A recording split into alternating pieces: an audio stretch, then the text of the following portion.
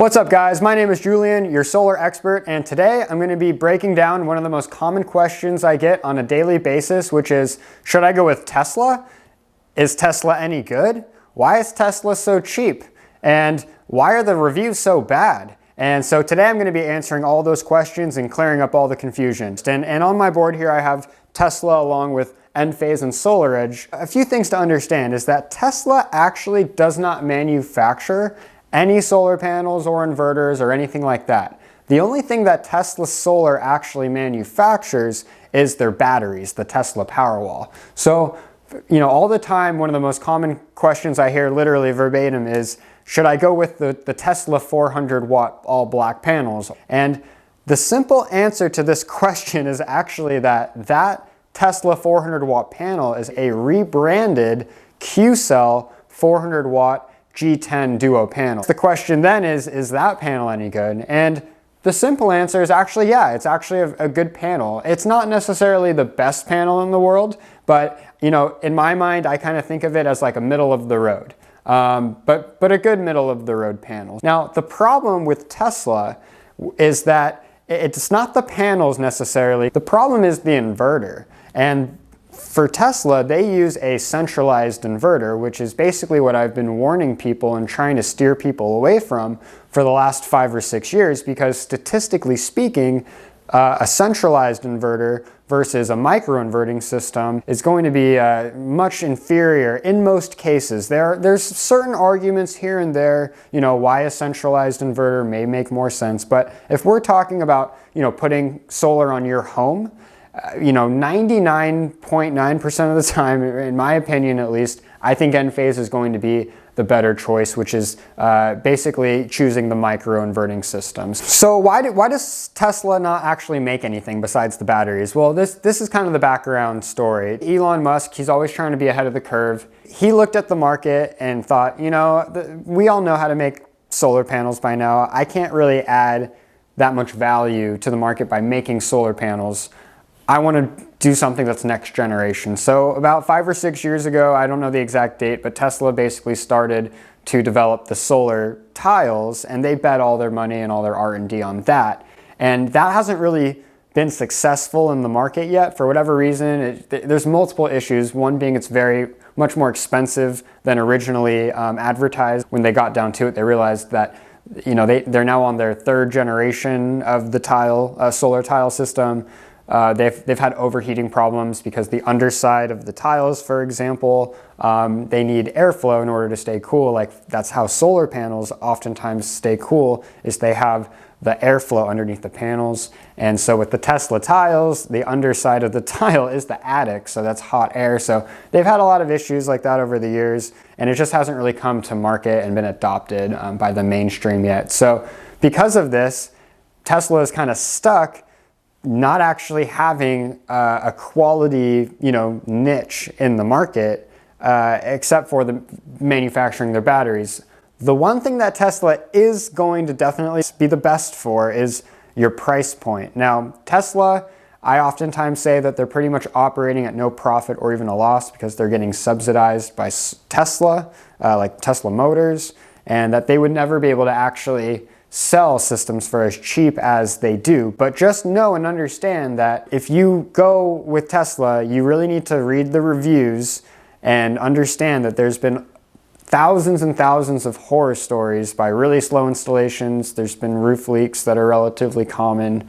And overall, you're getting a centralized inverter. So overall, when it comes to Tesla, the way that I think about it is they are achieving their goal, which is they wanted to bring solar to the market as inexpensively as possible. And they've done that because what they're doing is they're rebranding a panel that they can buy for pretty inexpensively.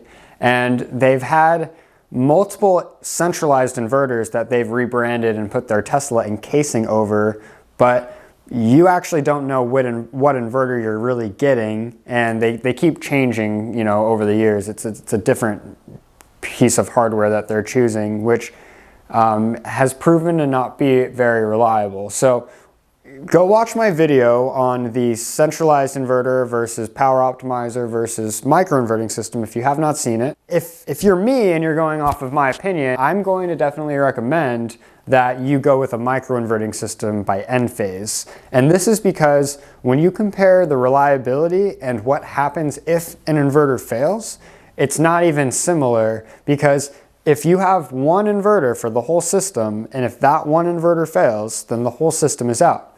If you have an Enphase microinverting system, every panel gets its own inverter, and so if an inverter does have a problem, it's only that one panel that's going to be affected. So this is going to keep a lot of people very happy if they have one microinverter fail, and now let's say, for example, it takes 2 or 3 months to get your microinverter failed, or even a centralized inverter. Well, would you rather have, let's say, 19 out of your 20 panels still working, or do you want 0 out of your 20 panels working while you wait for your replacement?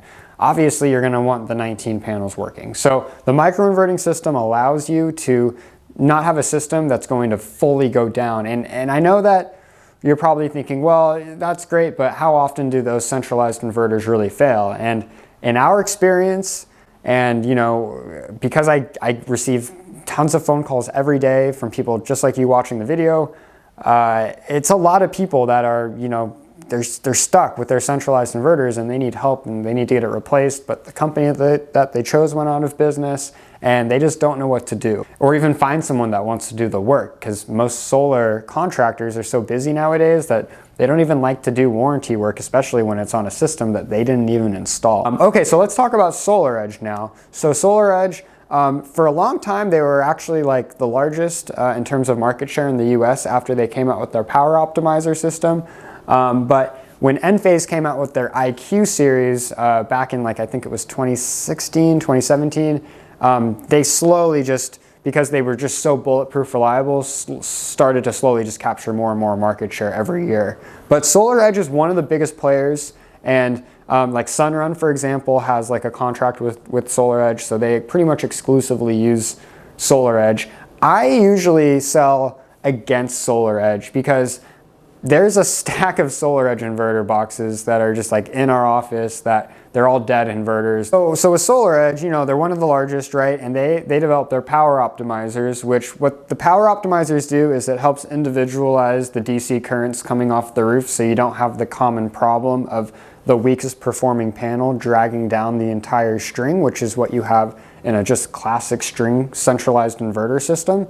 So it definitely does give you an advantage there. It will perform better. It also gives you the ability to monitor each panel, which is really important, because if you have a centralized inverter and there's a problem, it's very difficult for not only you as the homeowner, but even the electrician to figure out where the problem is, because they have to go up there and do a bunch of testing.